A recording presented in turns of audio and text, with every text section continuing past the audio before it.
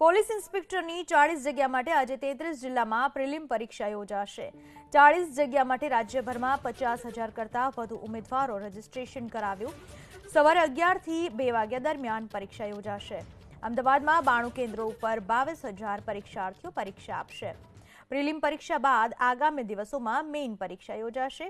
ગત વર્ષે ડિસેમ્બરમાં આ પરીક્ષાની જાહેરાત કરાઈ હતી। કોરોના કાળ દરમિયાન જીપીએસસી આયોજિત આ પહેલી મોટી અને જાહેર પરીક્ષા। આજે પરીક્ષા માટે સવારે 10 વાગ્યાથી ઉમેદવારોને કેન્દ્રમાં પ્રવેશ અપાશે।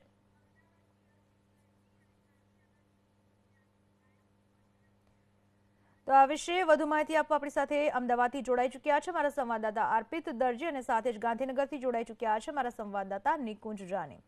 અર્પિત, સૌથી પહેલા અમદાવાદની જો વાત કરવામાં આવે તો કઈ રીતની તૈયારીઓ જીપીએસસીને લઈને જોવા મળી રહી છે અને વિદ્યાર્થીઓનું શું કહેવું છે? પૂનમ, 10 વાગે પરીક્ષા એટલે કે જે કેન્દ્રો છે ત્યાં પ્રવેશ આપવામાં આવશે, એટલે હજુ સુધી કોઈ ઉમેદવાર પહોંચ્યા નથી। પણ પરીક્ષા કેન્દ્રની વાત કરું તો હાલ હું વિજયનગર સ્કૂલ આવેલી છે નારણપુરા વિસ્તારમાં ત્યાં છું। થોડી વારમાં જે ઉમેદવારો અહીંયા પહોંચવાના છે। આ પરીક્ષા એટલા માટે અગત્યની બની જાય છે કેમ કે છેલ્લી જે પરીક્ષા હતી વર્ષ 2018 જુલાઈમાં આ પરીક્ષા લેવામાં આવી હતી પીઆઈની ભરતી માટે, ત્યારે હવે આટલા સમય પછી પહેલીવાર આ કોઈ જાહેર મોટી પરીક્ષા છે કોરોના કાળ દરમિયાન, અને હવે ધીમે ધીમે જેમ જેમ કેસીસ ઓછા થઈ રહ્યા છે એ દરમિયાન આ મોટી કોઈ જાહેર પરીક્ષા છે જીપીએસસીના મારફતે આયોજન કરવામાં આવી રહ્યું છે, જેમાં સતર્કતા પણ રાખવામાં આવશે અને જે પરીક્ષા કેન્દ્રો છે એમાં પણ વધારો કરવામાં આવ્યો છે। કેમ કે સામાન્ય રીતે જ્યારે જે ઉમેદવારો પરીક્ષા આપવા આવતા હોય છે ત્યારે એક વર્ગખંડમાં 40 થી 50 એટલે કે ઉમેદવારોને બેસાડવામાં આવતા હોય છે। પણ આ વખતે જે અલગ જ પ્રકારની કઈ પરિસ્થિતિ છે એના માટે જ જે મર્યાદિત સંખ્યામાં જે ઉમેદવારો છે તેમને ક્લાસરૂમમાં બેસાડવામાં આવશે। એટલે સૌ કોઈની નજર આજે ટકેલી છે। અંદાજે 50,000થી વધારે જે ઉમેદવારો છે તે પોતાનું નસીબ આ જે પરીક્ષા છે પીઆઈની ભરતી માટે લેવામાં આવનાર છે એમાં અજમાવવા જઈ રહ્યા છે। આ જે પ્રિલિમ પરીક્ષા છે એના પછી મેઇન્સની પરીક્ષા યોજાવાની છે, જે બાદ ફિઝિકલી પરીક્ષા લેવાશે। એટલે કે ફિઝિકલી અને મેઇન્સની જે પરીક્ષાનું પરિણામ છે એના આધારે તેમનું મેરિટ બનશે અને મેરિટ બન્યા પછી જે ઉમેદવારો છે તેમને ઇન્ટરવ્યૂ માટે બોલાવવામાં આવશે।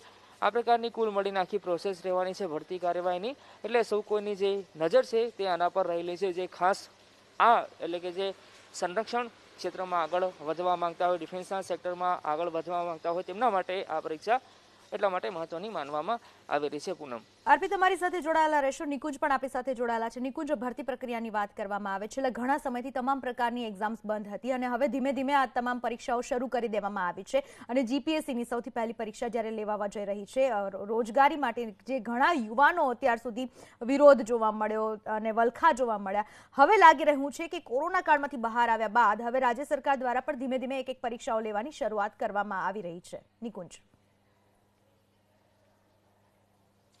જરૂરથી પૂનમ, કારણ કે માર્ચ મહિનામાં કોરોનાનો કેસો નોંધાયા બાદ લોકડાઉન અને ત્યારબાદની સ્થિતિ બાદ ભરતી પરીક્ષાઓ જે છે તે સ્થગિત કરવામાં આવી હતી। ફરી એક વખત ભરતી પ્રક્રિયા જે છે તે આગળ ધરવામાં આવી છે। મહત્વની વાત એ છે કે ગુજરાત ગૌણ સેવા પસંદગી આયોગ દ્વારા મંડળ દ્વારા કોરોના સંક્રમણ કાળ દ્વારા પહેલી વખત ઓફલાઈન પરીક્ષા જે છે ફિઝિકલ રીતે સ્થળ પર પહોંચી વિદ્યાર્થી આપશે તે પ્રકારની વ્યવસ્થા કરવામાં આવી છે। અત્યાર સુધી જીપીએસસી દ્વારા ઓફલાઈન પરીક્ષા જે છે તે ઓનલાઈન પરીક્ષા જે છે તે 2 થી 3 કન્ડક્ટ કરવામાં આવી, પરંતુ ઓફલાઈન પરીક્ષા પહેલી વખત લેવામાં આવી રહી છે અને ખાસ બેઠક વ્યવસ્થા પણ એ રીતે રાખવામાં આવશે કે સોશિયલ ડિસ્ટન્સિંગનું ધ્યાન રાખવામાં આવે।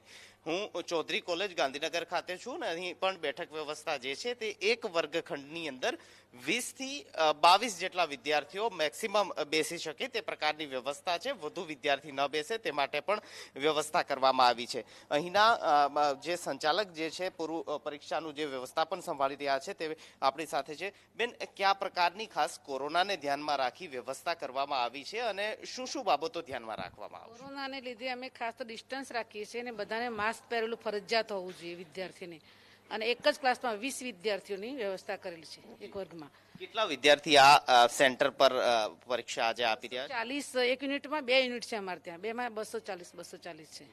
ખાસ ક્યારથી પ્રવેશ, કારણ કે 11 વાગ્યાથી શરૂ થશે પ્રવેશ, ક્યારથી આપવાની શરૂ? વર્ગમાં જવાનું, 10:30 વર્ગમાં જવાનું છે। માસ્ક જે સેનિટાઈઝર હોય કે પછી ટેમ્પરેચર માટેની ગન હોય તે તમામ જે ક્લિયરન્સ છે ત્યારબાદ જ વિદ્યાર્થીને પ્રવેશો. હા, ત્યારબાદ અમારી ગન પોતાની લાયા છે અને એ મશીન જ છે સેનેટાઈઝરનું, અને સેનેટાઈઝરની બોટલ એ બધે મૂકેલી છે. પાણીના જગ જોડે સેનેટાઈઝરની બોટલ મૂકેલી જ છે.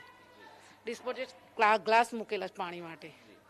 પૂનમ, હજી વિદ્યાર્થીઓ અહીં પહોંચ્યા નથી. ધીમે ધીમે થોડા સમય બાદ વિદ્યાર્થીઓ અહીં પહોંચવાની શરૂઆત થશે, તેમને વર્ગખંડની અંદર પ્રવેશ પણ અપાશે. પણ મહત્વની વાત આપે જે રીતે કહ્યું તે પ્રકારે ભરતી પ્રક્રિયા સ્થગિત થઈ હતી, રદ કરવામાં આવી હતી, તે ફરી હવે ધીમે ધીમે જે પ્રકારે સંક્રમણ ઓછું થઈ રહ્યું છે તે પ્રકારે ફરી એક વખત ભરતી પ્રક્રિયા આગળ ધરવામાં આવી રહી છે. અને જીપીએસસી દ્વારા કોરોના સંક્રમણ બાદ પ્રથમ આ ઓફલાઈન પરીક્ષા જે છે તે યોજાઈ રહી છે. સ્થળ પર પરીક્ષા યોજાઈ રહી છે BI બિનહથિયારી વર્ગ 2 માટેની, અને રાજ્યના લગભગ 1,47,000 વિદ્યાર્થીઓ જે છે તે આ પરીક્ષા આજે આપશે. ગાંધીનગરની અંદર લગભગ અંદાજે 11,000 વિદ્યાર્થીઓ જે છે તે ગાંધીનગર જિલ્લા શહેર સહિતના લગભગ 30 કરતાં વધુ સેન્ટરો આઈડેન્ટિફાઈ કર્યા છે જીપીએસસી દ્વારા. ત્યાં પરીક્ષા આજે આપવા જઈ રહ્યા છે. ચોક્કસથી આભાર નિકુંજ અર્પિત બંનેનો તમામ માહિતી બદલ.